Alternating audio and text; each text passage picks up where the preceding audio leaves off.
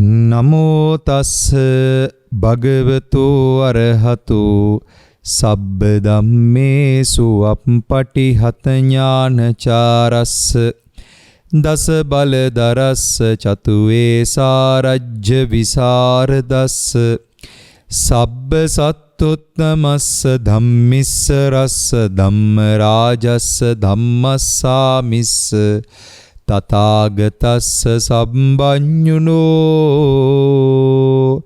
සම්මා සම්බුද්දස්ස නමෝ තස්ස භගවතු අරහතෝ සබ්බ ධම්මේසු අප්පටිහත ඥානචාරස්ස දස බල දරස්ස චතුවේ සාරජ්‍ය විසරදස්ස සබ්බ සත්තුත්තමස්ස ධම්මිස්ස රස්ස ධම්ම රාජස්ස ධම්මස්සාමිස්ස තථාගතස්ස සබ්බඤ්ඤුනෝ සම්මා සම්බුද්දස්ස නමෝ තස්ස භගවතු අරහතෝ සබ්බ ධම්මේසු අප්පටිහත ඥානචාරස්ස දස බල දරස්ස චතුවේ සාරජ්‍ය විසරදස්ස සබ්බ සත්තුත්තමස්ස ධම්මිස්ස රස්ස ධම්ම රාජස්ස ධම්මස්සාමිස්ස තථාගතස්ස සම්බඤ්ඤුනෝ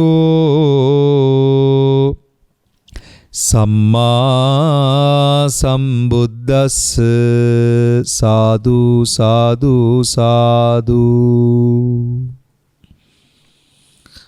හොඳයි, තෙරුවන් සරණයි පින්වතුනි. අද පින්වත් සෑම සිළු දෙනා සමගම සාකච්ඡා කරන්න බලාපොරොත්තු වෙන්නේ, දේශනා කරන්න බලාපොරොත්තු වෙන්නේ භාග්‍යවතුන් වහන්සේගේ ශාසනයක් පවතින කාලයක ඒ භාග්‍යවතුන් වහන්සේව සිහි කරලා යමෙක් හදවතින් වන්දනාවක් කරනවාද, අත් දෙක එකතු කරලා උන්වහන්සේව සංකේතවත් කරන චෛත්‍යයකට, බෝධියකට, පිළිම වහන්සේ නමකට හෝ වන්දනා කරනවාද, ඒ වන්දනාව සසර විමුක්තිය සලසා ගන්නත්, ඒ වගේම තමයි සංසාර විමුක්තිය සලසා ගන්න තාක්කල් සසර සුගතිගාමී වීමටත් යහපත් අත්බැව් වලින් යුක්තව මේ සසරේ ගමන් කරනවා නම් ඒ ගමන් කිරීමට කොහොමද උපකාර වෙන්නේ කියන අර්ථයත් පෙන්වන්නත්, ඒ වගේම අපේ මේ ලංකාද්වීපයේ, මේ ශ්‍රී ලංකාවේ අවුරුදු 1700කට විතර පස්සේ, අවුරුදු 1600කට 700කට විතර පස්සේ අනුරාධපුරයේ ජේතවනාරාමය කියන මහා චෛත්‍යයෙන් පස්සේ විශාල නිර්මාණයක් විදිහට මේ ඊයේ පෙරේදා මේ ඉල් පුරපසළොස්වක පොහොය දවසේ විවෘත කරන්නට යෙදුණු ඒ සඳහිරු සෑය කියන චෛත්‍රාජෝත්තමයාණන් වහන්සේ, භාග්‍යවතුන් වහන්සේ වෙනුවෙන් නිර්මාණය වන්නට යෙදුණු ඒ චෛත්‍රාජෝත්තමයාණන් වහන්සේගේ පින්කම සම්බන්ධවත් අපිට අත්දකින්නට ලැබුණු යම් යම් අත්දැකීම් කිහිපයක් පෙරදරි කරගෙන අද දවසේදී මම බලාපොරොත්තු වෙනවා ධර්මානුශාසනාව සිද්ධ කරන්න. මූලික වශයෙන්ම මට අද ඇත්තටම කියා ගන්න ඕනේ කාරණාව තමයි, සමාජ මාධ්‍ය වල අපි දැකපු දෙයක් තිබ්බ පහුගිය කාලේ මගේ පින්වතුනි. ඒ තමයි මේ නිර්මාණය වෙන්නේ චෛත්‍යයක් නෙමෙයි, මේක වෙන අර්ථකථන දීගත්ත වෙන වෙන පුද්ගලයන්ගේ අවශ්‍යතාවයන් වලට නිර්මාණය කරපු මේක යම්කිසි ස්මාරකයක් කියන තැනින් විවිධාකාර අර්ථකථන දෙන ස්වභාවයක් මම දැක්කා. ඒ ඔක්කොම අර්ථකථන දෙන්න සමාජයට අයිතියක් තියෙනවා. මොකද සමාජය ප්‍රජාතන්ත්‍රවාදී සමාජයක්. ප්‍රජාතන්ත්‍රවාදී සමාජයක් තුළ භාෂණයේ නිදහස තියෙන නිසා ඕන කෙනෙක්ට ඕන දෙයක් විවේචනය කරන්න පුළුවන්. ඒකට අපිට ඒ අයිතියට අත තියන්න අපිට අයිතියක් නැහැ. ඒක එහෙම මම කරන්න යන්නෙත් නැහැ. නමුත් මගේ පින්වතුනි, මේ සෑය නැත්තම් මේ චෛත්‍ය නිර්මාණය වෙන්නේ අපේ ලංකාවේ තිබිච්ච යුද්ධයක් ඉවර වෙලා මීට දශකයකට විතර කලින් ඒ යුද්ධය නිමා වෙනවා.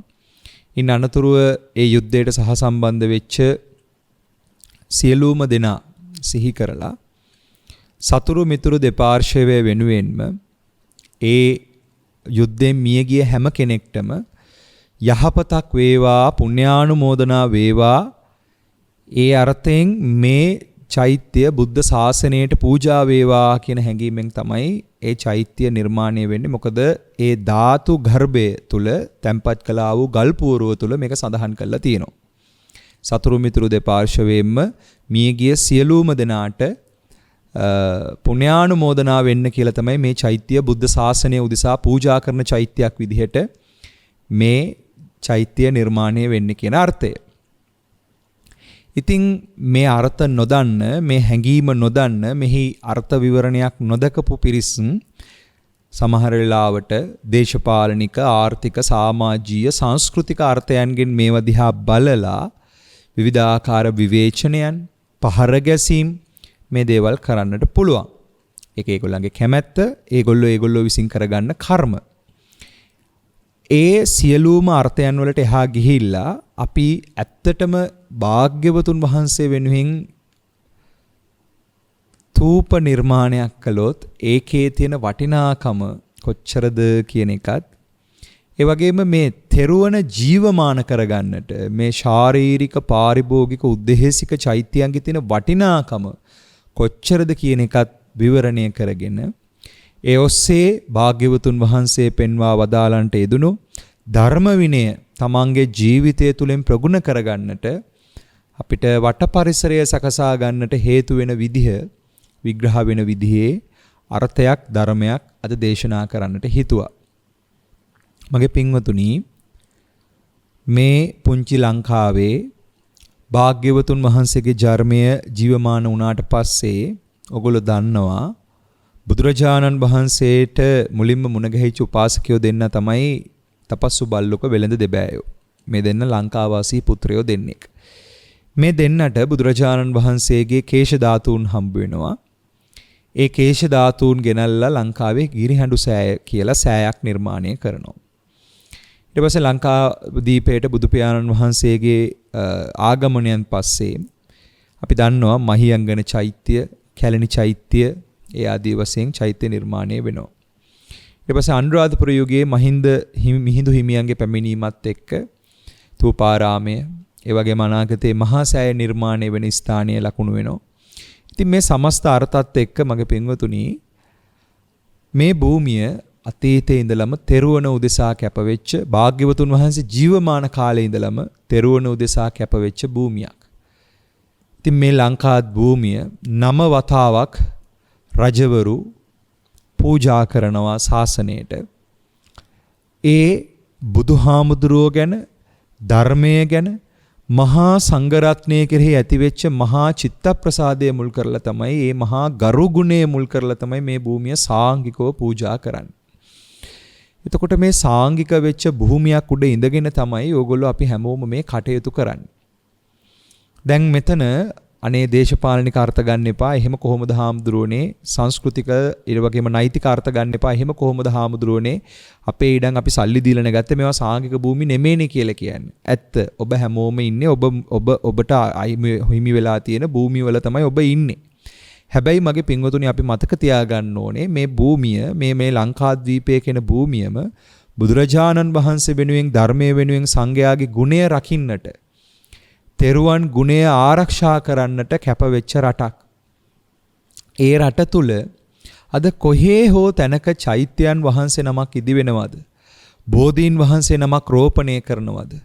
පිළිම වහන්සේ නමක් සකස් කරලා වන්දනාමාන කරනවද?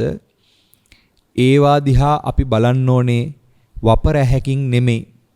අපි බලන්න ඕනේ මේ බුදුරජාණන් වහන්සේට ගරු ගුණයක් දක්වන්නට, තෙරුවන කෙරෙහි පැහැදීමක් ඇති කරගන්න අපිට අවස්ථාවක් ලැබෙනවා කියන හැඟීම. මගේ පින්වතුනි, මේ භාග්‍යවතුන් වහන්සේගේ ධර්මය මට පුංචි කාලේ ඌමනාව තිබ්බට ඉගෙන ගන්න. ඒ ධර්මය මම ඉගෙන ගත්තට මට ධර්මය දැනෙන්න ගත්තේ බොහෝම හිමින්. මම හැමදාම කියනවා, මේ කතාව කියාගෙන යනකොට මම ගොඩක් වෙලාවට කියනවා මම බොහොම පොඩි කාලේ පැවිදි වෙච්ච කෙනෙක් නෙමෙයි, මම තරුණ කාලේ පැවිදි වුණේ. හැබැයි පොඩි කාලේ ඉඳලා මේ බුදුහාමුදුරන්ගේ විශේෂත්වයක් තියෙනවා කියන එක මගේ හදවතට දැනුණා. ඒක ආච්චි අම්මලා කියපු නිසාවත්, දෙමාපියෝ කියපු නිසාවත්, නැත්නම් පන්සලේ හාමුදුරුවෝ කියන නිසාවත් කවුරුත් කියන නිසා නෙමෙයි, මටම දැනිච්ච දෙයක්. සසරේ මොකක් හරි පුරුද්දක් නිසා වෙන්නේ නැති. හැබැයි ඒකට මට ගමේ පන්සලේ හාමුදුරුවන්ගේ අනුශාසනාව උපකාර වුණා. ඒ වගේම තමයි පුංචි කාලේ අපේ දහම් පාසල්වල ගුරුවරු අපිට කියලා දුන්න බුද්ධ චරිතය සම්බන්ධව, බුදුහාමුදුරන්ගේ ගුණ, ඉවසීම, කරුණාව, මේ දේවල් ගැන ඒ ඇත්තෝ අපිට කියලා දුන්න දේවල් උපකාර වුණා. මේ හැම දෙයක් එක්කම මේ වගේ රටක ඉපදිලා මේ ධර්මීය විනය ප්‍රගුණ කරගන්න ලැබිච්ච එක ගැන මම හැමදෙසම අදටත් ඇත්තටම පුදුමාකාර සතුටක් තියෙනවා. එහෙමයි කියලා මම ප්‍රාර්ථනා කරන්නේ නැවත මේ රටවල ඉපදෙන්න කියලා. පතන්නේ එකම කාරණාවයි මේ වැඩේ සංසාරේ ඉවර වෙන්න ඕනි කියන කාරණාව. ඒකට ඒ අර්ථයෙන් මේ ගමන යනකොට පහුගිය කාලේ මම දැකපු දෙයක් තමයි අපේ ඉතිහාසයේ අවුරුදු 1700කට විතර පස්සේ ජේතවනාරාමයේ කියන මහා චෛත්‍ය හැදුවට පස්සේ ලංකාද්වීපේ විශාල චෛත්‍යයක් නිර්මාණය වුණා. ඒක තමයි මම දැන් ඉස්සෙල්ලා කියපු සඳහිරු සෑය. මේ සෑය යම් යම් අවස්ථාවලට දායක වෙන්න අපිටත් අවස්ථාව ලැබුණා. අපි ප්‍රසිද්ධියේ නැතු වුණාට අපි ගිහිල්ලා අපිට පුළුවන් විදියට විශේෂයෙන්ම අවසානයේ මේ ඊයේ පෙරදත් ඒ සෑයේ කටයුතු වලට වැඩ උපකාර කරන අවස්ථාවක් හම්බුණා. ඒ හැම අවස්ථාවකදී දැකපු දෙයක් තමයි එතන හිටපු දරුවෝ, ඒ කටයුත්තට එකතුලා හිටපු රණවිරු දරුවෝ, ඒ වගේම තමයි ඒ කටයුත්තට සම්බන්ධ වෙච්ච ගිහි පිරිස් හරිම සද්ධාවකින් ඒ කටයුතු කළේ. ඒ ඇත්තෝ පුදුමාකාර සාදු සිතකින්, සාදු නාදයකින් තමයි මේ හැම හැඟීමකින් යුක්තවමයි ඒ කටයුතු කාරණාවන් සිද්ධ කරන්නට යෙදුනේ. ඒ ඔක්කොට මෙහා ගිහිල්ලා මගේ ජීවිතේ මට දැනෙච්ච දෙයක් මම කියනනම් ඒගොල්ලන්ගේ සද්ධාව මට මනින්න තේරෙන්නේ නැහැ. නමුත් මට දැනෙච්ච දෙයක් තමයි මට සසර දුක කියන එක පරේක්ෂණය කරගෙන යන ගමනේදී මට හිටපු එකම පිළිසරණ බුදුහාමුදුරුවෝ, උන්වහන්සේගේ ධර්මය, මේ බුද්ධ රත්නය වෙනුවෙන්, ධර්ම රත්නය වෙනුවෙන්, මහා සංඝ ගුණය වෙනුවෙන් අනේ මේ වගේ චෛත්‍යයක් හැදිලා පූජා වෙන එක මොන්න තරම් වටිනවාද කියන එක. මේ සංසාරයේ නැමැති රණ භූමිය මැද්දේ අරණක් වෙන්නට, සංසාරයේ නැමැති රණ වැඩපිළිවෙලෙන් නිදහස් වෙන අරණ්‍යගත වීම පිණිස, සසරින් එතර වීම පිණිස නිර්මාණය වෙන මහා තූපයක් නේද මේ තියෙන්නේ. ඒ ගමන යන්න අර්ථවත් කරන සංකේතයක් නේද මේ නිර්මාණය වෙන්නේ කියලා පුදුමාකාර හිතට පැහැදීමක්, සතුටක් ආවා. ඒකට මිනිස්සු රුපියලකින්, ශ්‍රමයෙන්, විවිධාකාරයෙන් දායකත්වයේ දක්වන්නට ඇති. ඒ සෑම සියලු දෙයක්ම එකට එකතු කරලා අවසානයේදී චතුරාර්ය සත්‍ය අවබෝධ කරගන්න ලැබෙන්න කියන ප්‍රාර්ථනාව, මේ මහා පැහැදීමෙන්, සද්ධාවෙන්, තෙරුවන කෙරෙහි ගෞරවයෙන් මේ සෑයට ගඩොලක් අදින තැන ඉඳලා, තීන්ත ටිකක් ගාන තැන ඉඳලා, හුණු ටිකක් ගාන තැන ඉඳලා, ඒ සෑයේ කොත් වහන්සේලා පලන්දන තැන ඉඳලා මේ හැම ක්‍රියාකාරකමකම අත්දැකීමක්ම ඒ කටයුත්ත කරපු මේ රටේ පුරවැසියෝ, ඒගොල්ලෝ රණවිරුවෝ, විවිධාකාර සේවාවල නිරත වෙච්ච පිරිස වෙන්න පුළුවන්. හැබැයි ඒ හැමෝම මේ රටේ පුරවැසියෝ.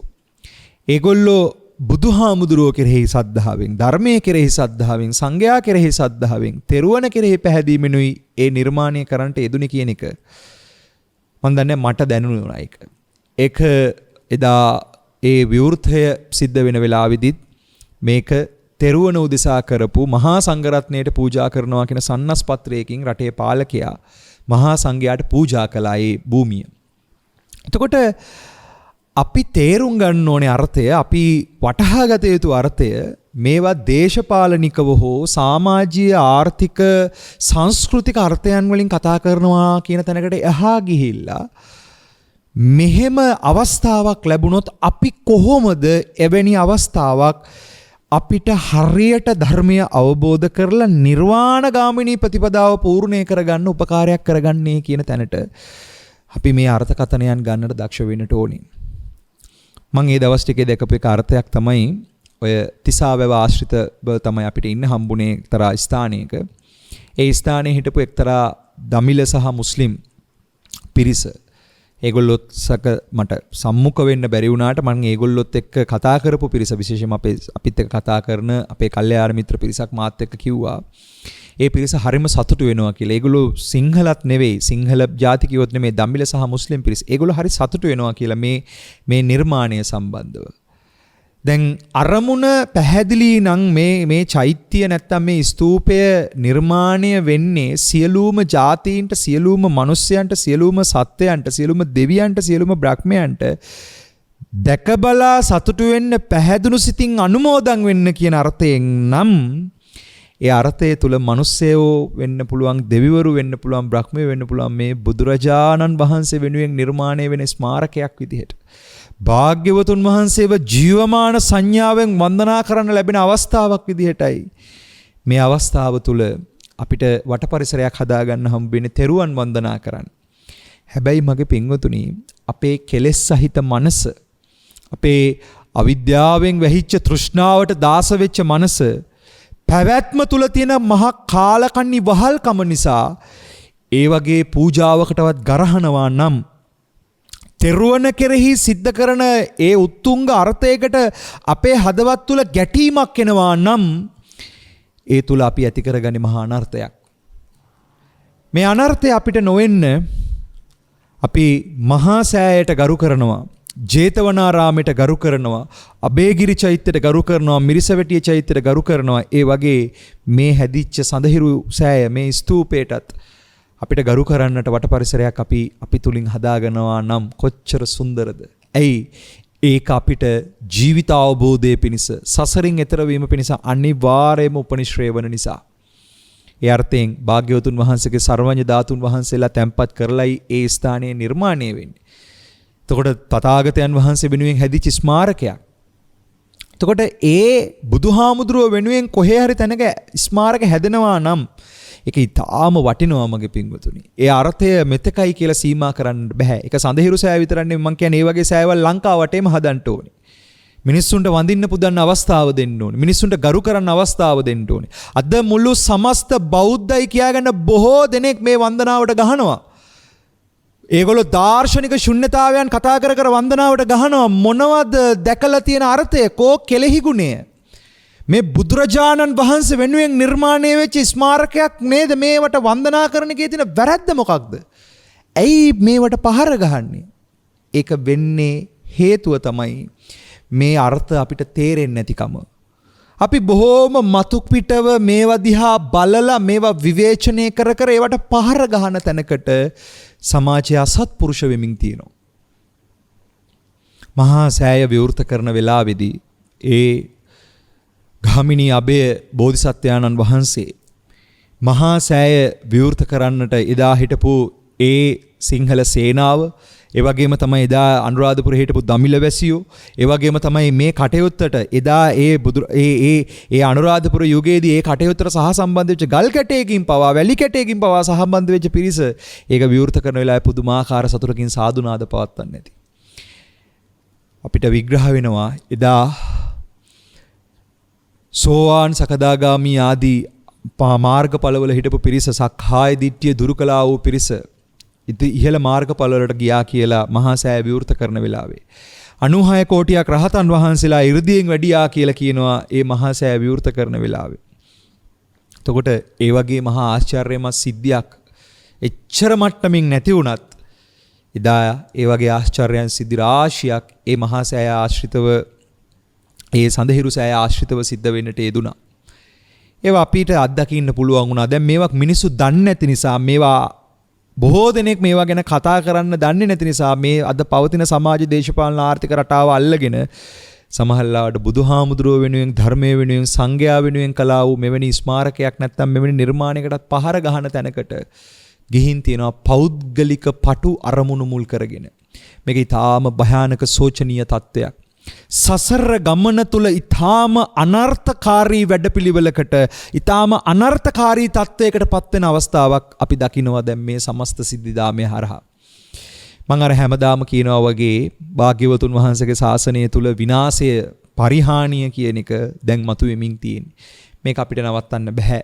මේ මහා පරිහානිය මම හැමදාම කියනවා මේ ශාසනය පිරිහෙන පැත්තට යන්නේ හැම පැත්තෙම ශාසනය වරද්දලා අල්ලගනිමින් ශාසනය කෙරෙහි ගනුදෙනු කරන්න ඕනේ කොහොමද කියන එක තේරුම් ගන්නේ නැතුව ඊටාම වරද්දගත් අර්ථ වලින් මේ අර්ථ පටලවගෙන යන අනර්ථකාරී ගමනක තමයි බොහෝ සත්ව ප්‍රජාවක් ඉන්නේ. ඒ අතරින් මනුස්ස ලෝකයේ විශේෂයෙන්ම ලංකාවාසී මිනිස්සු අතර විශාල පිරිසක් මේවට ගරහන තත්ත්වයක් අද අපි දකිනවා. ඉතින් මගේ පින්වතුල්ලා එතෙන්ට අහු නොවි මේ ධර්මයේ ශ්‍රවණය කරන යම්කිසි පිරිසක් ඉන්නවා නම් ඒ ඇත්තෝ ඒ වගේ අනර්ථයක් තමන්ගේ ජීවිතයට අත් කරගන්න නැතුව මේ චෛත්‍ය වන්දනාවක තියෙන අර්ථය, බෝධි වන්දනාවක තියෙන අර්ථය, ඒ වගේම පිළිම වන්දනාවක තියෙන අර්ථය පරමාර්ථ වශයෙන් ආර්ය ධර්ම අවබෝධයේ පිණිසම විවරණය කරගන්න දක්ෂ වෙනවා නම් ඒකට උපකාර වෙන අර්ථයක් අද දේශනා කරන්න. හොඳ සිහියෙන් මේ කියන කතාව අහන්න, කියන එක පිළිගන්නත් එපා, ප්‍රතික්ෂේප කරන්නත් එපා. තමන් තුලින් මේක විවරණය කරගන්න. මගේ පින්වතුනි, භාග්‍යවතුන් වහන්සේගේ ශාසනය තුල සත්‍ය අවබෝධ කළා වූ එක්තරා උත්තමයෙක් හිටියා. උන්වහන්සේගේ නම පුලිනතෝපිය තෙරුන් වහන්සේ. මුන්වහන්සේ කල්ප ගානකට පෙර එක්තරා අත්බැවක කළා වූ චෛත්‍ය වන්දනාවක් ගැනයි මම අද මෙතන විග්‍රහ කරන්නේ. මම කැමතියි අපදානීය කියවන්න, මේ තේරාපදානීය කියවන්න. මොකද මේක කියවුවහම ඔයගලන්ට අර්ථයක් දැනේවි. මේක මම කියන්නේ මොකුත් නිසා නෙමෙයි. මේ අපදානීය තුල, මේ අපදාන පාළිය තුල ඒ බුදුපසේ බුදුමහරහතන් වහන්සේලාගේ මේ අපදානයන් තුල බොහොම පැහැදිලිව උන්වහන්සේලා මේ ගමන ආපු විදිහ විග්‍රහ කරනවා. උන්වහන්සේලා මේක අවබෝධ කරපු විදිහ විග්‍රහ කරනවා. සසර නතර කරපු විදිහ විග්‍රහ කරනවා. මේවා අතෑරලා අද කවුරු හරි නිවන් දකින්න කතා කරනවා නම් එයා වරද්දගත්ත නිවනක් කතා කරන කෙනෙක්. ජාතක පොත අතහැරලා, චර්යා පිටක පාළිය අතහැරලා, අපදාන පාළිය අතහැරලා, ධම්මපද පාළිය අතහැරලා කවුරු හරි කෙනෙක් නිවන ගැන කතා කරන්න යනවා නම් එයා ඇවිල්ලා තේරෙන භාෂාවෙන් කිව්ව සිංහම පොරෝගත කොටලුවෙක් වගේ මිනිස්සෙක්. කිසිම තේරුමක් නැති හිස් මිනිස්සෙක්, හිස් පුරුෂයෙක්, මෝග පුරුෂයෙක්. මොට්ටකම නිසා අසරණ වෙලා තව තවත් ප්‍රතිපදාව වරද්දාගෙන යන කෙනෙක්. එහෙම මේ බුදුරජාණන් වහන්සේගේ ශාසනය තුල භාග්‍යවතුන් වහන්සේගේ නවාංග ශාස්ත්‍රූ ශාසනය වරද්ද ගන්නේ නැතුව ඉදිරියට යන්න ඔබ මහන්සි වෙනවා නම් අනිවාර්යයෙන්ම මේ කතාවන්, මේ අර්ථයන් තමන්ගේ හදවතට දැනෙන්නට ඕනේ. ඒක හදවතට දැනෙන තැනකිනුයි ඒක බැලෙන්නේ. ඒක හදවතට දැනෙනවා කියන තැන ප්‍රමුඛ වෙන්නේ බුද්ධ රත්නය, ධර්ම රත්නය, සංඝ රත්නය. අපේ මමත්වය, අපේ තියෙන ආත්මීය වැඩපිළිවෙල ගෙවෙන, අවිද්‍යාව තෘෂ්ණාව ගෙවෙන පැත්තකට, අවිද්‍යාව තෘෂ්ණාවෙන් එතර වෙන නුවණකට මේ අර්ථ, මේ කාරණාවලින් අපිට උදව් කරනවා සසර කෙලවර කරන්න. මේවා කතා නොකර අපි මේවා අයින් කරලා ශුන්‍යතාවය ගැන කතා කරන්න යනවා කියලා කියන්නේ එතන අපි පරද්දගත ප්‍රතිපදාවක නන්නත්තර වෙච්ච පිරිසක්. එහෙනම් එතෙන්ට නොයන්න.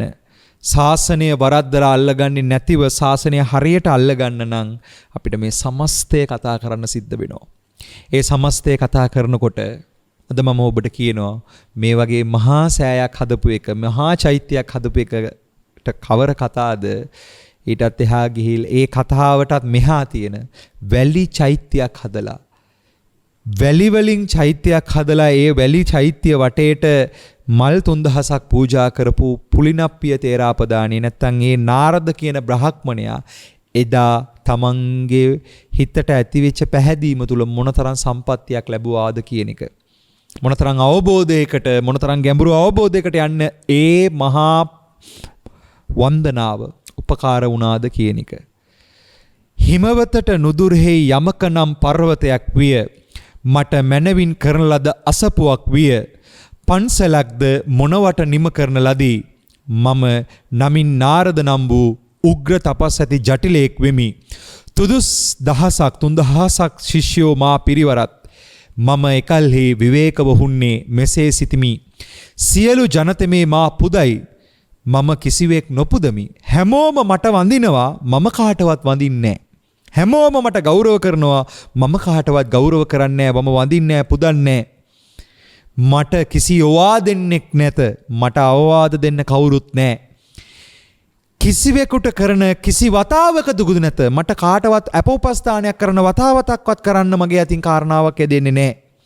මම ආචාර්ය උපාධ්‍යාය විරහිත වනයේහි වෙසෙමි. මට ආචාර්යවරයෙක් නැහැ, උපාධ්‍යාචාර්යවරයෙක් නැහැ. මම වනාන්තරේ ඉන්න නිකන් තාපසෙක්.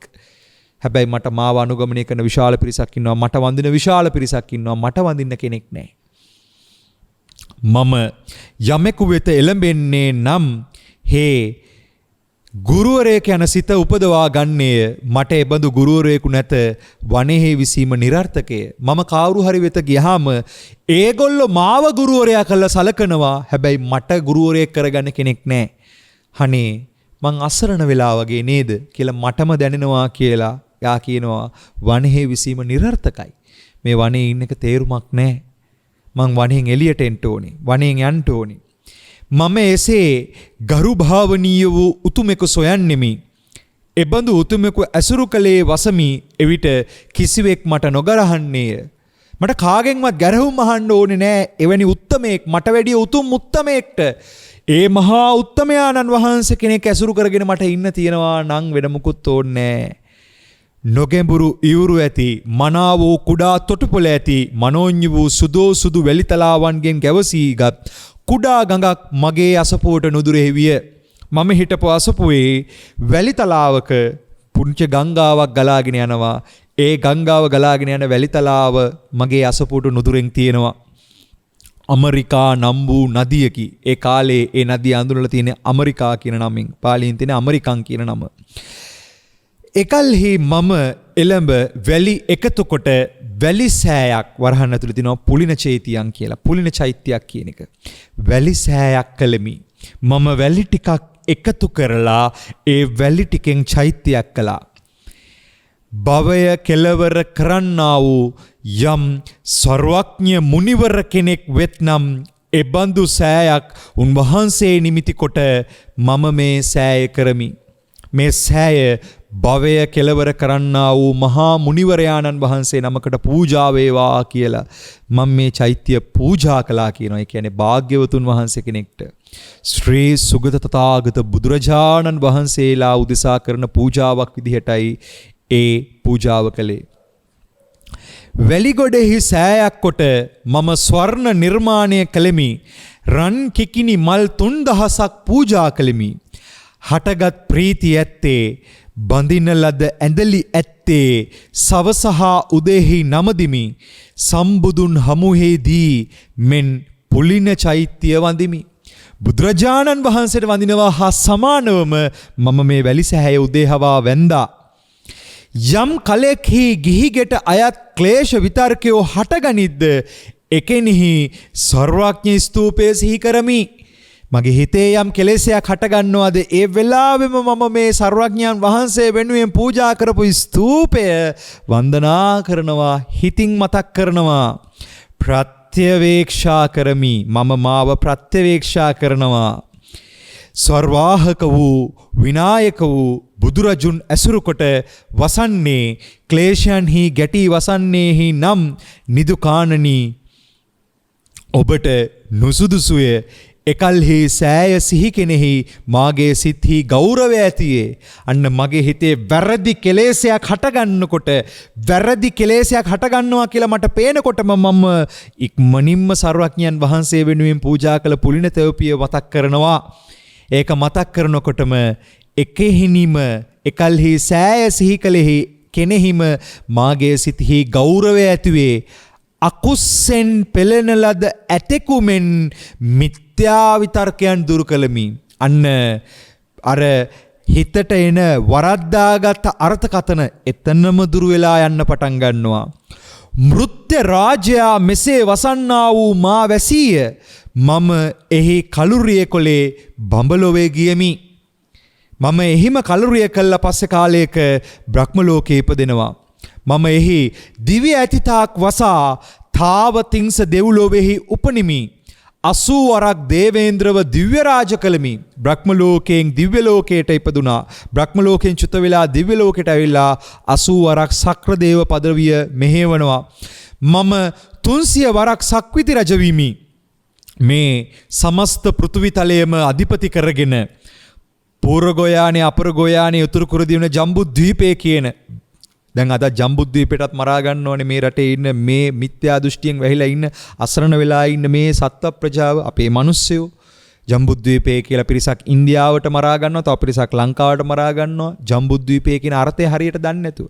ජම්බුද්වීපය කියන්නේ මේ සමස්ත පෘථිවි තලය. ඒ පෘථිවි තලයට සමාන්තරව කිරිමුහුද ඇසුරු කරගෙන උතුරු කුරුදිවයින පූර්ව ගෝයානේ අපර ගෝයානේ කියන තව දීප 4ක් තියෙනවා. දැන් අද මම ඊයේ පෙර දෙක වීඩියෝ එකක් දැක්ක. ඒගොල්ලෝ කියනවා පූර්ව ගෝයානේ අපර ගෝයානේ කියන්නේ මේ ඉන්දියන් සාගරයේ තියෙන කොටසක් කියලා. වැරදි පින්වතුනි. වරද්දගත් අර්ථ. මහා මේරුව දන්නේ, කිරිමුහුද දන්නේ. ඇයි? පංචේන්ද්‍රිය මානසිකත්වයකින් බුදුන්ගේ ධර්මයේ මනින්න යනවා. කරන්න බැරි වැගුලක් කරන්න ගිහිල්ලා අසරණ වෙලා. කොච්චර අනාථ වෙලාද කියනවනම් බුදුහාමුදුරුව පෙන්නපු අර්ථ වරද්දාගෙනමයි අල්ලමින් ඉන්නේ. හරිම සෝචනීයයි. හරිම සෝචනීයයි. පව්. මම 300 වරක් සක්විති රජ වෙමි. ඒ කියන්නේ මේ සමස්ත පෘථිවි තලයේ අපි දකින මහද්වීප හත මුල් කරගත්ත පෘථිවියත් උතුරු කුරු දිවයිනත් පූර්ව ගෝයානයත් අපර ගෝයානයත් කියන අපේ මේ මස්ලේ ඇසට නොපෙනෙන සමාන්තරව පිහිටලා තියෙන ඒ කිරිමුහුද ඇසුරු කරගෙන තියෙන ඒ ද්වීප හතරත් දැන් මස්ලේ ඇහෙන් බලනකොට අපිට හම්බෙන්නේ ගෝලයක්. ඒක 3D version එකක්, 3D dimension එකක්. මේ කියන කතාව 4D නැත්තම් අර අපි කියන්නේ ඒකමාන, ද්විමාන, ත්‍රිමාන, චතුර්මාන, පංචමාන, සයමාන. මේ මාන ක්‍රියාකාරීත්වයක් එක්කනේ තියෙන්නේ සසර කියන එක. එතකොට ඒ සංසාරික ක්‍රියාවලිය තුල ඒකමාන, ද්විමාන, ත්‍රිමාන, චතුර්මාන කියන මානයන් යුක්තවයි ක්‍රියාත්මක වෙන්නේ. එතකොට අපිට මේ පෙනීමම මාන සහගතයි. මොන මානේද? මැනීමයි. මේ අපි මේ දැන හඳුනගන්නේ මැනලා. අපි මේක ප්‍රොසෙස් කරගන්නවා. මේ ක්‍රියාවලියක් තුලින් දැන හඳුනගන්න. ඒ ක්‍රියාවලිය තුල දැන හඳුනගන්නකොට අපේ මේ මස්ලේ හැට පේන්නේ තුන්වෙනි මානෙන්. ඒ කියන්නේ 3D dimension එකක්. එතකොට චතුර්මාන, පංචමාන, සයමාන කියන අනිත් මානයන් ගැන කතා කරනකොට තමයි මේ දිව්‍ය ලෝක, බ්‍රහ්ම ලෝක, අනිත් පිටසක්වල ගැන මේ විග්‍රහ කරන විග්‍රහයන් තේරෙන්න ගන්න. මේක සයන්ස් වල කතා කරන අර ෆික්ෂන්ස් වලටත් එහා ගිහිල්ලා අපිට ඇස කන නාසය දිව ශරීරය කියන ඉන්ද්‍රියන් වලට එහා ගියපු 6 වෙනි ඉන්ද්‍රිය අවදි වෙනකොට කියන්නේ මස් ඇසට එහා ගියපු මනස අවදි වෙනකොට තමයි මේ කතාව තේරෙන්න ගන්න. මනස අවදි වෙච්ච කෙනෙක් කියන්නේ ඉහලෝකේ ඇත පරලෝකේ ඇත කියන තැනට එනකොට තමයි 7 වෙනි ඉන්ද්‍රිය නැත්තම් සද්ධා වීරිය සති සමාධි ප්‍රඥා මුල් කරගත්ත භාග්‍යවතුන් වහන්සේගේ පෙර නොඇසූ විරු අවබෝධය මුල් කරගත්ත පැනස අවදි කරන්න පුළුවන් හැකියාවක් ලැබෙන්නේ. ඇස මනස පැනස. එහෙමයි අනුපුර ප්‍රතිපදාව තියෙන්නේ. දැන් මේක වරද්ද ගත්තාම මේක පටලව ගත්තාම සම්පූර්ණ නන්නතරයි. පූජාවට ගරහනවා, වන්දනාවට ගරහනවා. ඊට පස්සේ තමන් දන්න විද්‍යාවෙන් බුදුහාමුදුරුවන්ගම අයින් යනවා. තමන් දන්න තමන්ගේ අවිද්‍යා සහගත මනසින්ම භාග්‍යවතුන් වහන්සේගේ තියෙන ගුණ සීමා කරන්න යනවා. ධර්මය සීමා කරනවා. සංඝයාගේ ගුණ සීමා කරනවා. එතකොට මොකද වෙන්නේ? තෙරුවනම වරද්දර අල්ලගෙන ඉවර වෙලා තව තවත් අසරණ වෙනවා. ඇත්තටම පව්. මිත්‍යා දෘෂ්ටිකයි. වරද්දගත් අර්ථවලටමයි යහුවෙන්නේ ආයි. මෙතෙන්ට නොවෙන්න භාග්‍යවතුන් වහන්සේ කෙරෙහි සද්ධාවෙන් ධර්ම විනය අවබෝධ කරගන්න ඕනේ. ධර්ම විනය හදාරන්න ඕනේ. ධර්ම විනය හදාරන පිරිසක් දැන් අපේ රටේ ධර්ම විනය හදාරන්නේ නැහැ නේ. ධර්මයේ දැනුමට උගන්වලා විභාගවලට ලියන්නේ පුරුදු කරන්නේ පුංචි කාලේ ඉඳලා. විභාග ටික ලියලා හරි මේක කතා කරන එක වටිනවා. මං ඒ අර්ථයෙන් එකට ගරහන්නේ නැහැ. එහෙම හරි මේක උගන්වන්න එකට. නමුත් මගේ පින්වතුනි විභාගයක් ලියන්න තරංගයක් කරන්න නෙමෙයිනේ බුදුහාමුදුරන්ගේ ධර්මය ඉගෙන ගන්න ඕනේ. බුදුහාමුදුරන්ගේ ධර්මය ඉගෙන ගන්න ඕනේ කරන තරංගය නතර කරන්න. මේ දුවන තරංගය නතර කරන්නයි භාග්‍යවතුන් වහන්සේගේ ධර්මයේ තියෙන්නේ. මේ දහම දීලා තියෙන්නේ වරද්දලා අල්ලගන්න නෙමෙයි. මේක හරියට අල්ලගෙන පවත්ම නතර කරගන්නයි මේක දීලා තියෙන්නේ. පැවැත්මෙන් එතර වෙන්නයි මේ ධර්මයේ තියෙන්නේ. එතෙන්ට යනකොට මගේ පින්වතුන්ලා හොඳට තේරුම් ගන්න. මේ භාග්‍යවතුන් වහන්සේ කියන මහා උත්තම ගුණයට, ඒ මහා බුද්ධ රත්නයට කෙනෙක් පැහැදෙනවාද?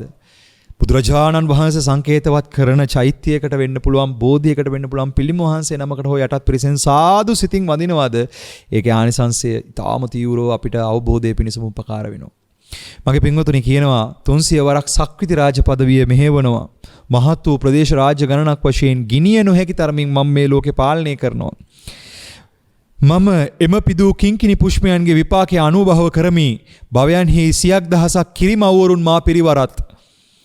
සෑය පිළිදැගුම් කරන ලද බැවින්, ඒ කියන්නේ සෑයට අර ඒ සෑයව ලස්සන කරපු නිසා, ඒක වටේ පිළිදැගුම් කරපු නිසා දැල්ලිකුණු නතරවේ සිරුරේ දහ නොවැගිරෙයි. මම ප්‍රභා සහිත වූයේ වෙමි. ආශ්චර්යකි. මා විසින් මැනවින් කරන ලද සෑයකි. ඇමරිකා නදියද මැනවින් දක්නා ලදී. මේ කියන්නේ මේ අද කතා කරන ඇමරිකා ගැන නෙමෙයි මේ කියන්නේ. මේ ඇමරිකා කියන නමින් මේ කියන්නේ එදා තිබිච්ච නදිය. මැනවින් දක්නා ලදී වැලිතලාවේ සෑයක් කොට අචලපදේ වූ නිවනට පැමිණියේ වෙමි. කුසල් කරනු කැමැත්තා වූ නිර්වාණ සාරය ගන්නා වූ සත්‍යා විසින් එයට මෙය කෙතය අන්න නිර්වාණය නැමැති මහා සාරත්වය ඒ මහා සාර ඥාණය පහළ වෙන්න මේකයි කෙත මේ වන්දනාව කෙතක් කියලා කියනවා. ඒකට උපකාරයි. ඒක තමයි සද්ධාව නැමැති බීජය පහළ කරගන්න තියෙන කෙතයි. මේ ගරු වන්දනාව, මේ බුද්ධ පූජාව, මේ මහා ප්‍රතිපත්තිය පුරා ගන්නට තියෙන කරන ගරු සත්කාරය, කෙලෙහි ගුණ දැක්වීම, තෙරුවන කෙරෙහි පූජා බුද්ධියෙන්, අනුග්‍රහ බුද්ධියෙන් මෙය නොකෙතයි වෙන්කොට ගත යුත්තක් නැත. මේක කෙතක් නෑ, මට මේක කරගන්න පුණ්‍ය ශ්‍රේෂ්ඨයක් මෙතන නෑ කියලා අයින් කරන්න දෙයක් නෑ. ප්‍රතිපත්ති තොමෝම අර්ථ සාධක වන්නීය. නිර්වාණය නැමති සත්‍ය අවබෝධය පිණිසට අවශ්‍ය කරන කෙතයි මේ හැදෙන්නේ. ඒ මහා අර්ථයයි මේ සැකසෙන්නේ. බලවත් පුරුෂයෙක් තෙමේ සාගරය තරණය කරන්නට උත්සාහ කරන්නේද යම්සේ කුඩා දඬු කැබැල්ලක් ගෙන මහ සයුරට පනින්නේ නම් මම ඒ දඬු කැබැල්ල නිසා මහ සයුර තරණය කරන්න මේ උත්සාහයෙන්ද වීරයෙන්ද මනුෂ්‍ය තෙමේ සයුර තරණය කරන්නේය. එසේම මා විසින් යම් කර්මයක් කරන ලද නම් එය කරනම් කුඩාය ඊතා සුළුය. එම කර්මය නිසා සසර ඉක්මුවෙමි. මම වැලිසෑයක් හදලා ඒ කරපු වන්දනාව ඉතාම පුංචි එකක්. හැබැයි ඒ පුංචි කර්මයේ ඒ කරපු පුංචි යහපත් කර්මයෙන්ම තෙරුවනට කරපු ඒ පුද සත්කාරයෙන්ම මම සසර ඉක්මෙව්වා. එම කුසල මූලයෙන් මෙහෙණ ලදුවේ අන්තිම භවය පැමිණි කල්හි පළමු කොට සවැත් නුවර ආඩ්‍ය වූ මහා සාර කුලයේ උපන්නේ මේ වෙමි. මාගේ දෙමාපියෝ සදහැත් වූය. බුදුරජුන්ගේ සරණ ගියෝය. මේ දෙදෙනාම දක්නා ලද නිර්වාණය ඇත්තේ ශාසනයට අනුව පවතින. මගේ අම්මා තාත්තා සත්‍ය අවබෝධ කරපු උත්තමයෝ. ඔව්හු බෝධිහේ පතුරක්ගෙන රන් සෑයක් කරවූහ. බුදුරජුන්ගේ හමුවේ උදේ සවස නමස්කාර කෙරෙත්. ඒ සවැත් නුවර තිබිච්ච බෝධීන් වහන්සේ ඇසුරු කරගෙන ඒ බෝධීන් වහන්සේගෙන් පතුරක් අරගෙන ඒකෙන් ඒ බෝධීන් වහන්සේගෙන් වැටෙන මං හිතන්නේ කොළ ඒ වගේම අතු මේ දේවල් එකතු කරලා ඒගොල්ලෝ ගෙදර සෑයක් හදාගෙන ඒකට වන්දනා කරනවලු. පොහෝ දිනයන්හි ස්වර්ණ ස්තූපයේ පිටතට ගන්නාහුය. ඒ හදපු පුංචි සෑය එළියට අරගෙන වන්දනා කරනවා. බුදුරජුන්ගේ ගුණ කියමින් ත්‍රියාම රාත්‍රිය ගත කළ මුළු රාත්‍රී කාලය පුරාවටම භාග්‍යවතුන් වහන්සේගේ ගුණ කිය ඒ සෑය වන්දනා කරනවා. මම ස්තූපය දැක ඒ සමගම පුලින චෛත්‍ය සිහි කළෙමි. මේ පුංචි සෑය දකිනකොටම මට මතක් වෙනවා එදා මම කරපු පුලින සෑය. එම අසුනේහිම හිඳ රහත් බවට පැමිණියමි. එම අසුනේහිම මම සත්‍ය අවබෝධ කරගත්තා. මොකද සද්ධර්මය අවබෝධ කරගත්ත උත්තමයන්ගේ ඇසුරේ හිටපු නිසා. ඒ උත්තමයෝ සද්ධාවේ වටිනාකම දන්න නිසා නිරන්තර සද්ධා ගෞරවයෙන් භාග්‍යවතුන් වහන්සේගේ ගුණ කිය වන්දනා කරනවා. එම වීර වූ බුදුරජුන් සොයන්නේ ධර්ම සේනාපතින් වහන්සේ සැරියුත් තෙරුන් දුටුමි. දවසක් දකිනවා සාරිපුත්ත මහරහතන් වහන්සේ ගිහිගෙන් නික්ම උන්වහන්සේ සමීපයේ පැවිදි වෙමි. උප්පත්තියෙන් සත් හැවිරිදි කල්හි රහත් බවට පැමිණියෙමි. පසස් ඇති බුදුරජ තෙමේ මාගේ ගුණ දැන මා උපසම්පදා කරවූහ.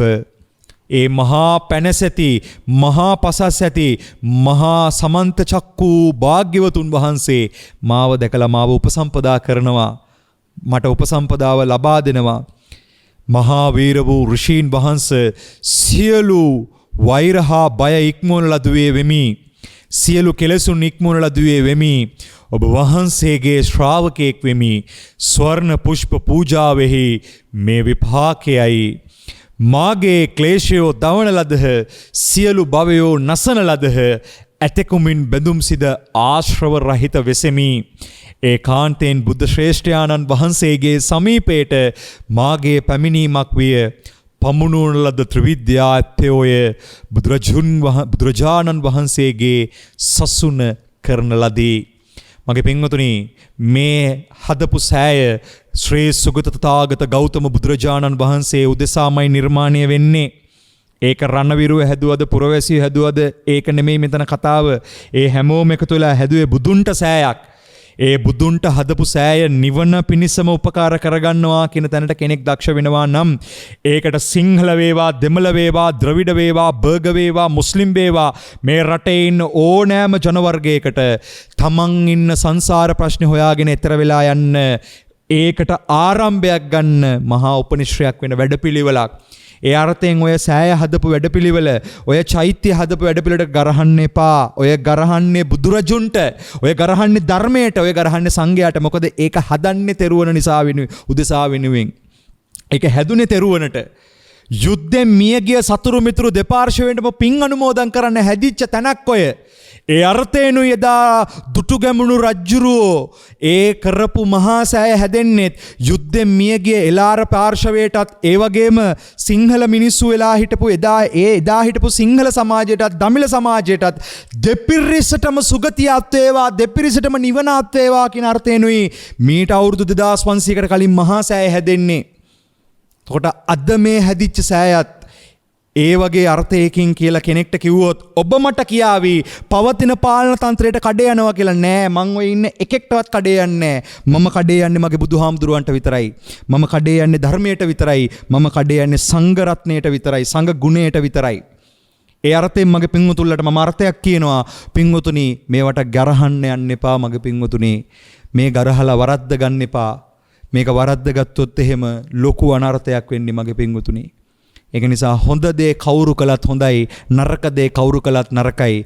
තෙරුවනට පසසන, තෙරුවනට පැහැදෙන ස්වභාවයක් කොහේ හරි තැනක තියෙනවා නම් මම දකින්නේ ඒක හොඳ එකක් විදිහට. මොකද මේ දුක්ඛිත ගොහර ගොබ්බිල සසරෙන් ගැලවිලා යන්න පාරක් හැදෙන්නේ.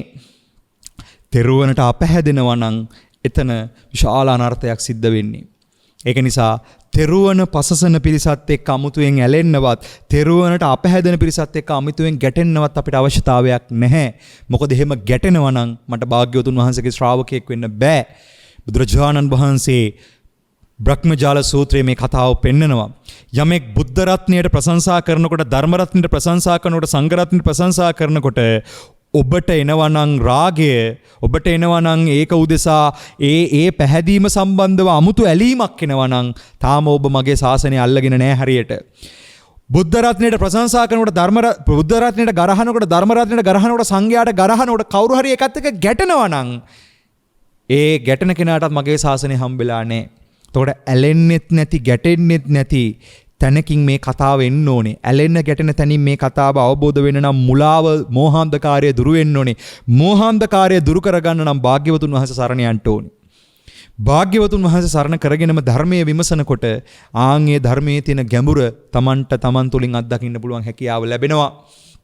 ඒ හැකියාව ගන්න කරන්න තියෙන එකම දෙයයි මගේ පින්වතුනි, ඒ තමයි තමන් ගැන හොයන එක. තමන්ගේ කුණු ටික හොයන එක, තමන්ගේ කෙලෙස් ප්‍රශ්න හොයන එක. අද අපි අනුන්ගේ අඩුපාඩු හොයන්න යන නිසා තමයි, අනුන්ගේ වැරදි හොයන නිසා තමයි අපිට මේ ප්‍රශ්නේ අමතක වෙලා තියෙන්නේ. හැබැයි මම මේ කියන කතාව මේ සමාජින්න, මේ සමාජයේ ලක්ෂයක් ඇහුවොත් මේක 10 දිනකට ඇහෙයි. මොකද අනිත් ඔක්කොම දුවන්නේ මේ තරංගය පස්සේ, මේ රේස් එක පස්සේ, මේ කෙලෙස් ප්‍රශ්නය පස්සේමයි ඒගොල්ලෝ දුවන්නේ. ඒගොල්ලන්ට අපි ඉන්නේ ප්‍රශ්නක කියන එක තේරෙන්නේ නැහැ. උදේ ඉඳලා හවස වෙනකන් ඒගොල්ලෝ දුවන්නේ රැට් රේස් එක. අර රැට් රේස් කියලා ඉන්ඩියට කියලා YouTube එකේ ගහන්න. ඒකේ තියෙනවා ඇත්තටම අපි මේ මිනිස්සු වෙලා මොකද්ද අද කරගන්න, මොකද්ද කරන්නේ කියන එක එතන තියෙනවා. මේ දුන රේස් එක ගැන එතන තියෙනවා හරි ලස්සනට. රැට් රේස් සර්ච් කරලා බලන්න. ඉතින් මේ රේස් එක නවත්තනවා නම්, මේ සංසාරය නවත්තනවා නම්, සසර නවත්තන තැනට ප්‍රතිපදාව විවරණය කරගන්න ඕනේ. ඒක විවරණය කරගන්න එනකොට මේ කෙලෙස් ප්‍රශ්නය වැටහෙන්න ඕනේ. තමන්ගේ සංසාර ප්‍රශ්නය වැටහෙන්න ඕනේ. මමමයි සසර, මමමයි වරද්දගත සසර කියන තැනට මට මගේ අවුල පේන්න ඕනේ. අහං නජානාමි භගවන්තං ජානාමි. මම දන්න කෙන්ගෙඩියක් නැහැ. මට මේක තේරිලා නැහැ. මට මේක අවබෝධ වෙලා නැහැ. බුදුහාමුදුරුව පෙන්නපු ධර්මයේ අංශු මාත්‍රයක්වත් තාම මට තේරිලා නැහැ කියන හැඟීම එනවනම් ඒ හැඟීම තුලම බුදුහාමුදුරන්ට සද්ධාව පිහිටවන්න පුළුවන්. ඒතර සද්ධාව පිහිටවන්න ගියාම මේක මහා සෑය වෙන්න පුළුවන්, ජේතවනයේ වෙන්න පුළුවන්, අබේගිරිය වෙන්න පුළුවන්, මහා බෝධින් වහන්සේ වෙන්න පුළුවන්, අද ඔය අලුතෙන් හදපු ස්තූප රාජයන් වහන්සේ වෙන්න පුළුවන්. මේ ඕනම තැනක් බුදුහාමුදුරුව වෙනුවෙන් කැප වෙච්ච තැනක් දැක්කම අපිට පැහැදීමක් එනවනම් ඒක ඊටාම උපකාරයි මේ ගමන යන්න. ඒක එහෙම එන්නේ නැත්තම් ටිකක් අමාරුයි මේක කරගන්න. ඒකයි මම අර කිව්වේ දැන් අනුරාධපුරයේ ඉන්න දෙමළ මිනිස්සු සමහරවිට සතුටු වෙනවා ඒ සෑය විවෘත වීම සම්බන්ධ. මුස්ලිම් මිනිස්සු ඒගොල්ලෝ සමහරවිට සාදු සිතින් අනුමෝදන් වෙනවා ඒකට. මට මතකයි ඒ සෑයට ඒ උපකාර කරපු එක්තරා ගිහි පාර්ශවයේ නෝන කෙනෙකුයි මහත්තයෙකුයි මට හම්බුණා.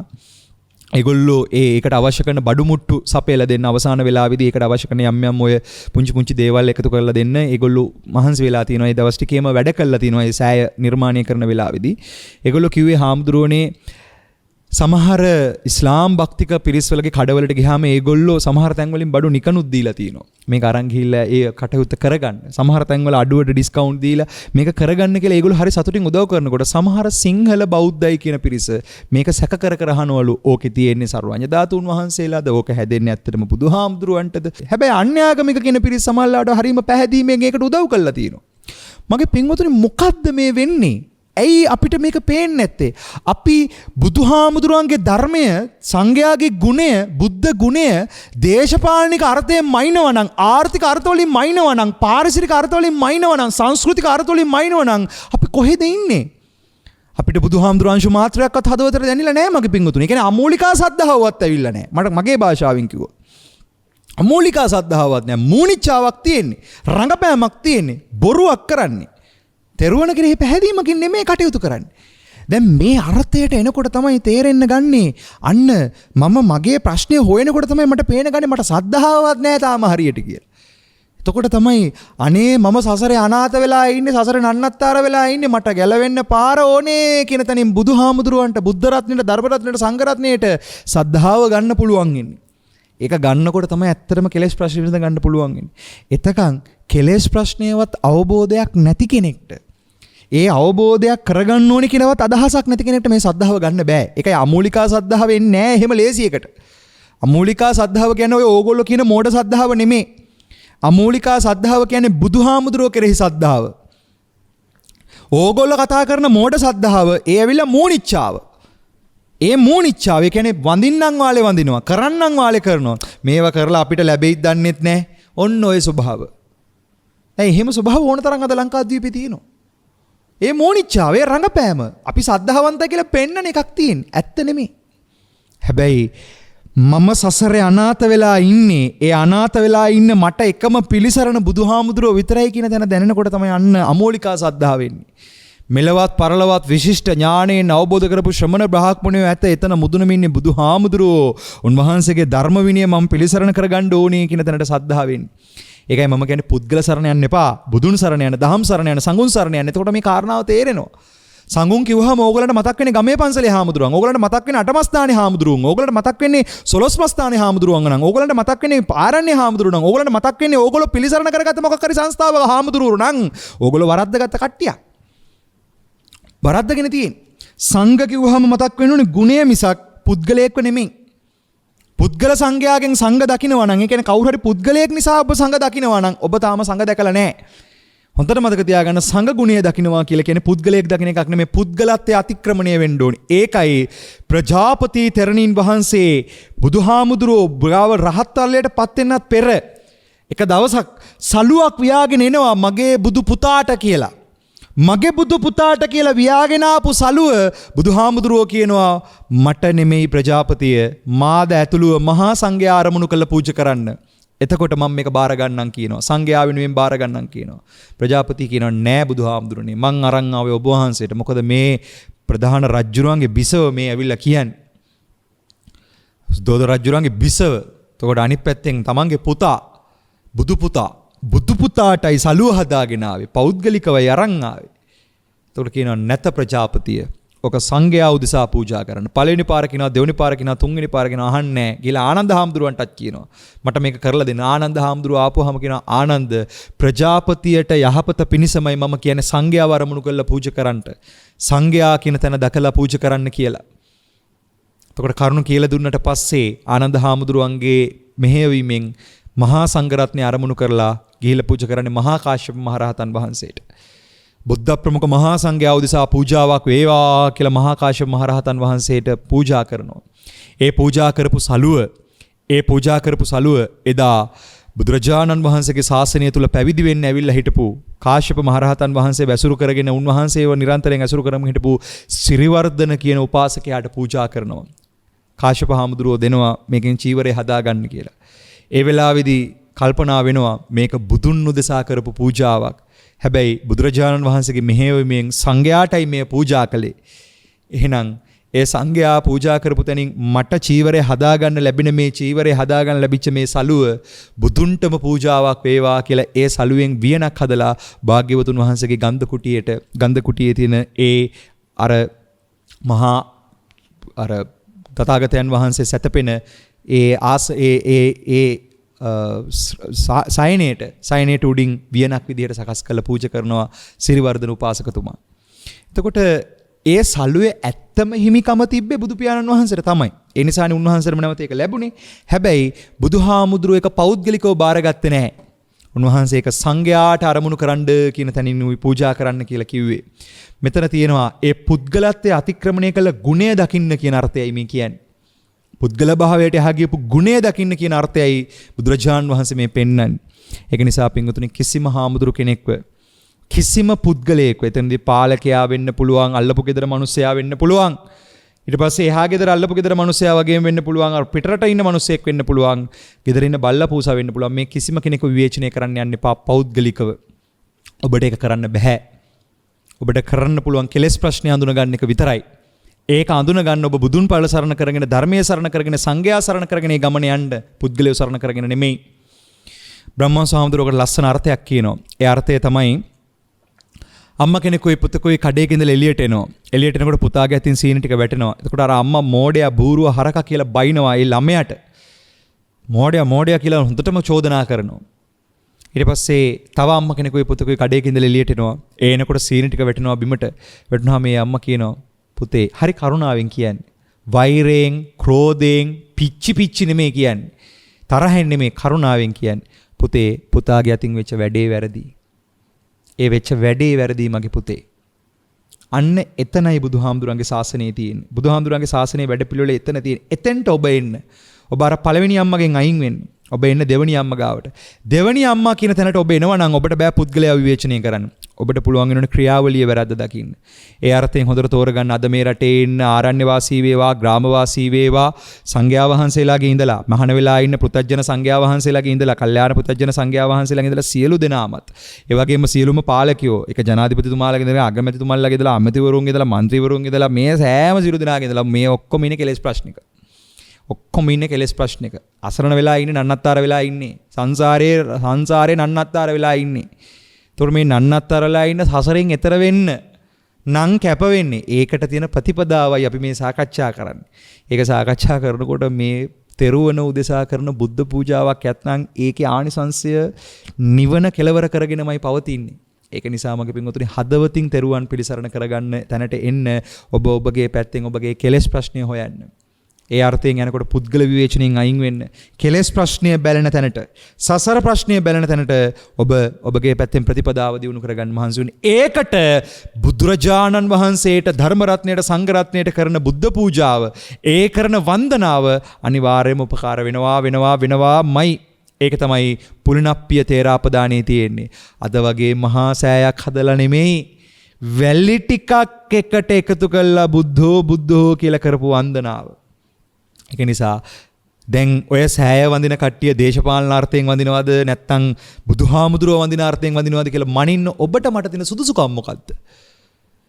ඒක නිසා කිසිම කෙනෙක්ව විවේචනය කරන්න යන්න එපා. කාගේවත් පුද්ගලික දේවල් අදින්න යන්න එපා. මෙතන ඔබ ආවේ නිවන් හොයාගෙන නම්, ආවේ සසර නවත්ත ගන්න නම් ඒ වැඩේට මහන්සි වෙන්න. ඒ වැඩේට මහන්සි වෙන පිරිසට විතරක් මේ මම කියන කතාව ඇහුණාමත් ඇති. මොකද මේ කියන කතාවවත් අර අසරණ වෙලා ඉන්න පිරිසට, ඒ කියන්නේ අර අනිත් නිරන්තරම පුද්ගලයෝ විවේචනය කර පහරක ගහ අනිත් අයට චෝදනා කර ගැටි ඉන්න අයට කොහොමද මම මේ කියන කතාව තේරෙන්නේ නැහැ. ඒගොල්ලෝ මටත් බයින එක තමයි කරන්නේ. ඒක තමයි ඇත්ත කතාව. අරයකාර පවතින ආණ්ඩුවට කඩේ ගියා කියලා හරි මටත් බනීවි. ඒක තමයි වෙන ඇත්ත කතාව. ඒක තමයි මහ පොළොවේ කතාව. ඒක නිසා පින්වතුනි පවතින ආණ්ඩුව වේවා, විපක්ෂයේ වේවා, ඒක නෙමෙයි මම මෙතන කතා කරන්නේ. නිර්වාණ මාර්ගය අවබෝධ කරගන්න අපි තුලින් දක්ෂ වෙන්නට ඕනේ. ඒ දක්ෂතාවය දියුණු කරගන්නයි මේ සාකච්ඡාව අද දවසේදී විග්‍රහ කළේ. ඒකෙදි අද දවසේ නිමිත්ත කරගත්තේ මම මේ දේශනාවට නිමිත්ත කරගත්තේ සඳහිරු මහා සෑය විවෘත වීම සහ ඒකත් එක්ක සමාජ මාධ්‍ය තුල අපි දැකපු සහ සමාජ මාධ්‍ය කියන්නේ සමාජයේ මිනිස්සුන්ගේ අදහස් නේවයි තියෙන්නේ. සමහර භික්ෂුන් වහන්සේලා පව මම දකිනවා ඒක විවේචනය කරනවා. ඒගොල්ලන්ට පේන්නේ නැහැ මේ බුදුහාමුදුරුව වෙනුවෙන් හැදිච්ච එකක් කියලා. ඒගොල්ලන්ට ඒවා යුදම ස්මාරක වෙලා ඒවා. ඒක එහෙම අර්ථින් ගන්නත් පුළුවන්. මොකද එයාගේ දෘෂ්ටියට අනුවනේ පේන්නේ. හැබැයි ඒ පාදමේ බොහොම පැහැදිලිව එදා පාදම තැම්පත් කරන වෙලාවේ බොහොම පැහැදිලිව එතන ලියවිලා තියෙනවා මේ හැදෙන චෛත්‍ය සතුරු මිතුරු දෙපාර්ශ්වයටම මොක්ෂය පිණිසම උපනිශ්‍රයක්ම වේවා කියන අර්ථයෙන්. ඒ අර්ථයෙන් මියගිය සතුරු මිතුරු දෙපාර්ශ්වයේම අද මේ සෑය දිහා දැකලා සතුටු වෙනවා ඇති කියලා මම විශ්වාස කරන්නේ. මට දැනෙන්නේ එහෙම අර්ථයක්. ඒක කිසිම දේශපාලනික අර්ථයෙන්වත් ආර්ථික අර්ථයකින්වත් ආගමික අර්ථයකින්වත් සමාජීය අර්ථයකින් නෙමෙයි යථාර්ථවාදී අර්ථයකින් කියන්නේ. සම්මා දිට්ඨිය කියන තැනින් ලෞකික සම්මා දිට්ඨිය ලෝකෝත්තර සම්මා දිට්ඨිය තියෙන තැනින් මේ කතාව කියන්නේ. ඒ අර්ථයෙන් මගේ පින්වතුන්ලා මේ අර්ථ ටික හොඳට තෝරගෙන පරිස්සමෙන් මේ ගමන යන්න. ඔබ සමාජයේ ඇහෙන කතා එක්ක හිත අපහදව ගන්න එපා. ඒ අපහදව ගන්න කට්ටිය අපහද. මොකද ශාසනයක් විවරණය වෙනකොට විශාල පිරිසක් පව් කරගෙන සතර අපාය යනවා. ඒක නවත්තන්න බෑ. තව විශාල පිරිසක් සුගතිගාමී වෙනවා. ඒ අතර බොහෝම අල්ප පිරිසක් සත්‍ය අවබෝධ කරනවා. අනුපූර්ව ශික්ෂා අනුපූර්ව ප්‍රතිපදාව අවබෝධ කරලා සසරින් එතර වෙනවා. ඉතින් ඒ පිරිස හැම කාලෙම නියසිලට ගත පස්වලටනේ බුදුහාමුදුරු උපමා කරන්නේ. තාම අල්පයි. ඒක තමයි ස්වභාවය. ඒ බුද්ධ වචනේ හැමම තමයි මගේ පින්වතුනි. ඉතින් ඒ අර්ථයෙන් කුද්දක නිකායේ අපදාන පාළියේ බොහෝම වටිනා කියන අපදාන පාළියේ කිංකණි පුප්ප වග්ගේන පුලිනප්පිය තේරාපදානය තමයි අද දවසේදී අපේ මාතෘකාව වුණේ. ඉතින් මේ අර්ථය ධර්මය ඔබගේ ජීවිතයට එකතු වුණා නම් මේ අද කරපු විග්‍රහය තුළ ඔබ යමක් එකතු කරගත්තා නම් ඒක චතුරාර්ය සත්‍ය අවබෝධය පිණිසම වේවා, සසරින් එතර වීම පිණිසම වේවා, නිවන් සාක්ෂාත් කරමින් සසර දුක කෙලවර කර ගැනීම පිණිසම උපනිශ්‍රයක්ම වේවා කියලා ආශිර්වාද කරන්ට යෙදෙනවා. සහ සම්බන්ධ වෙච්ච හැමදෙනාටම බොහෝම පිං දේශනාව ශ්‍රවණය කරන්නට සහ සම්බන්ධ වුණාට බොහෝම පිං හැමදෙනාටම තෙරුවන් සරණයි.